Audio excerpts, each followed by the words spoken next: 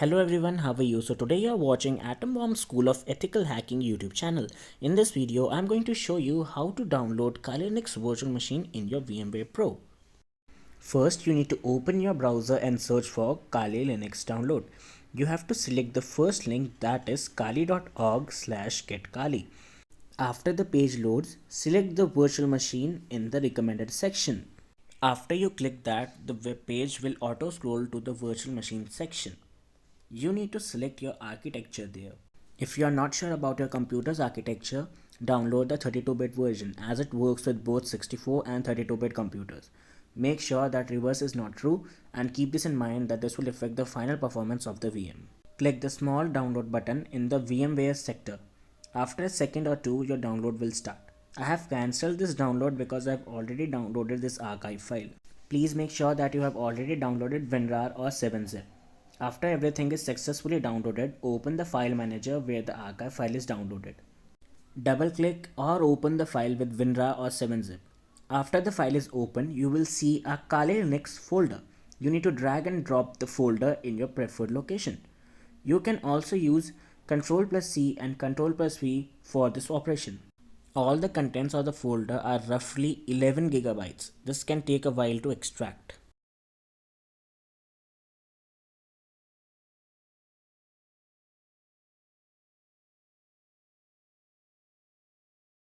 After extraction is complete, try to find a .vmx file in the Kali Linux folder. That will be the virtual machine configuration file. Double click the file and VMware will open automatically. You can do the same through VMware as well. Just click Ctrl+O after opening VMware. It will open a file selection window. Move to the extracted file location and again find and open the .vmx file through it. If you see an option like update this virtual machine, please click on that and update the virtual machine like specified in the video. Select alter this virtual machine and click next. The configuration file will be updated. Updating a VM can increase the stability and performance. After that, click Ctrl+D or edit virtual machine settings. Make sure that network adapter is set to NAT. To add USB 3.0 or above compatibility to your VM, click USB controller settings. This part is completely optional and depends on your computer's hardware. Increasing the memory from 2 GB can significantly improve the booting time. After that, you can run your VM. Click power on this virtual machine and a pop-up window will ask you if you have copied or moved this virtual machine. Simply select I copied it.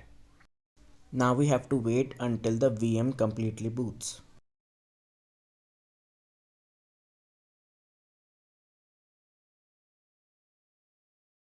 VMware tools are already installed on this virtual machine by default, so we don't really need to install them.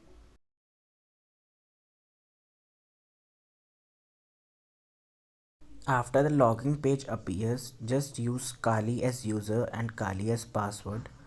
Everything is in small letters. After you have successfully logged in, just press Alt plus Control plus T. This command is going to open a terminal window. You can also open it through the taskbar in the top left. After the terminal opens, type sudo su. This command is used to escalate your privileges from a normal user to a root user. Root user is similar as an administrative user in Windows environment.